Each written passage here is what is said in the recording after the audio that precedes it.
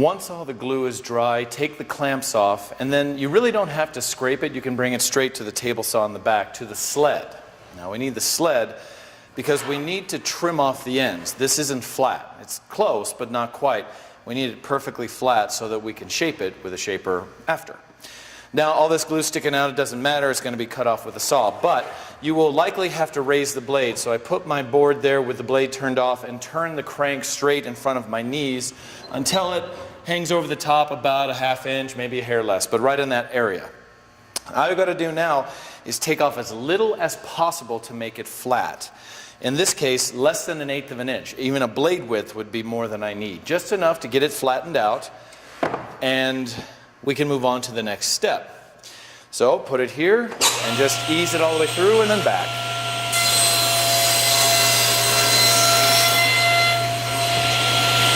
Turn it 90 degrees and just do it again.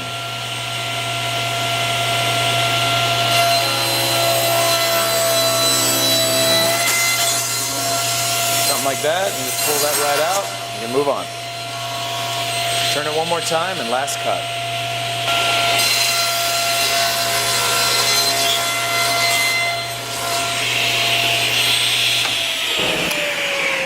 Now that you trimmed all 3 sides and they're nice and flat and even, make sure there's no bumps at all, now we just simply take it to the shaper. This is the gold one in the middle of the shop right by the workbenches. Now this will, in one pass, do a really big decorative edge all the way around your lid. But the things we have to watch out for is when that thing is spinning, you of course go from the right to the left, but when it hits this end grain, it likes to give you tear out.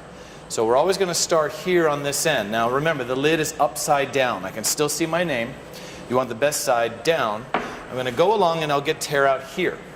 Then I'm going to turn and cut, and that will get rid of that tear out. And then I turn and cut. Now I do end on end grain and it will give me tear out. So I've got a backing board right here that when I get to this point, I'm going to put this behind and run it through, and this will help hold that wood in without it ripping off. So I just kind of set this to the side right here. When I get to here, I'll reach over and grab it.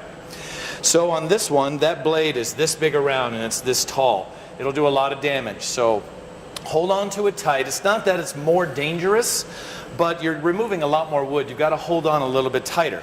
So hold it down, tight into the fence, and then just go evenly across the blade. And here, and here. Don't stand here and try to do it across your body. That's difficult.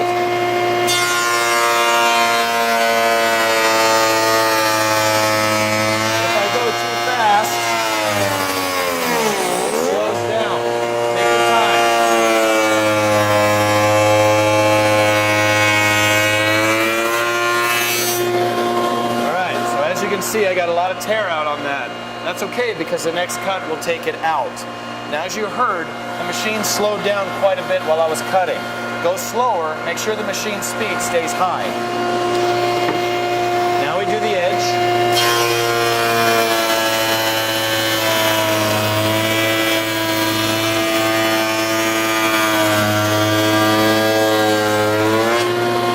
Okay, so all that tear out is now gone.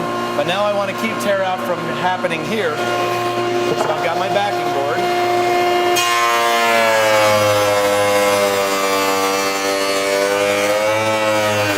Hold on to it.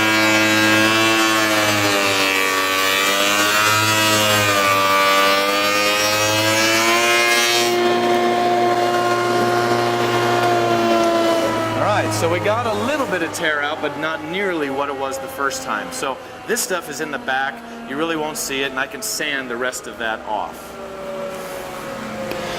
The last part, of course, is see if it fits and then attach it. Now to attach it, we're not going to glue anything, we're just going to screw it in.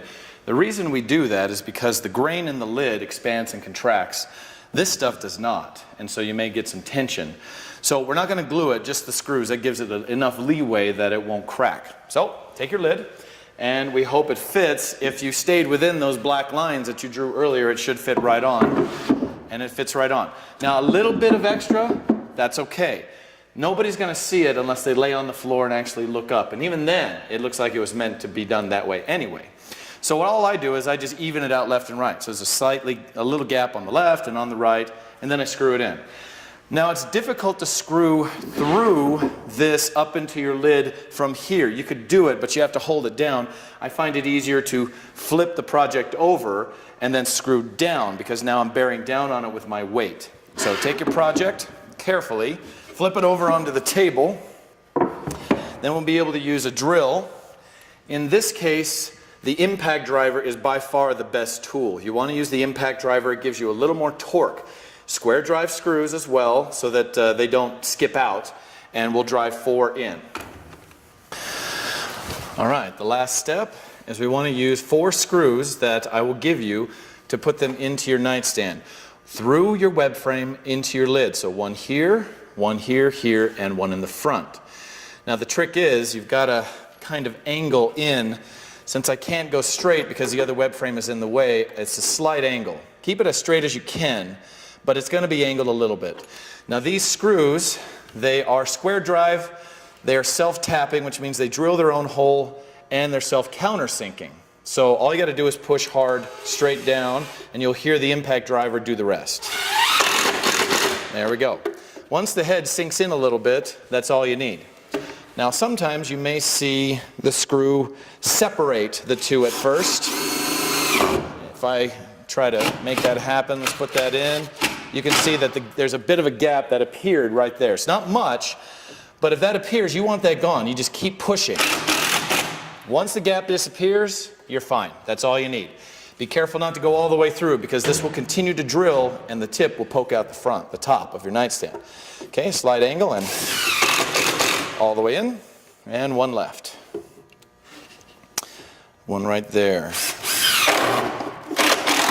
There we go. Now if you get done and you see any gaps here or here in the corners, feel free to put more screws in the corners. That is totally up to you. 4 is usually all you need. Now the lid is attached. I could actually lift the whole project with it, which is our goal, because we don't want it to fall off. Now we got to sand it down.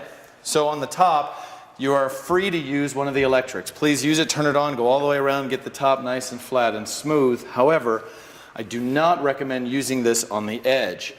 Using a flat surface sander to sand a round edge will just flatten your rounded surface and it looks bad. So make sure to just go over to where I keep all my sandpaper, just some scrap. Use your hand and fingers to sand this down. Now this is end grain, so no matter which way you go, it's across the grain. That's okay. That's perfectly fine. Look for any burns and get those all sanded out. To get in this little cove area, you want to bend your sandpaper like that. Just stick it right in there and sand away until it's nice and smooth. Do that all the way around your lid, including underneath, because you're going to feel it with your fingers underneath. Get into this little crevice, you know where this 90-degree angle is. This is the edge of your sandpaper to get in there.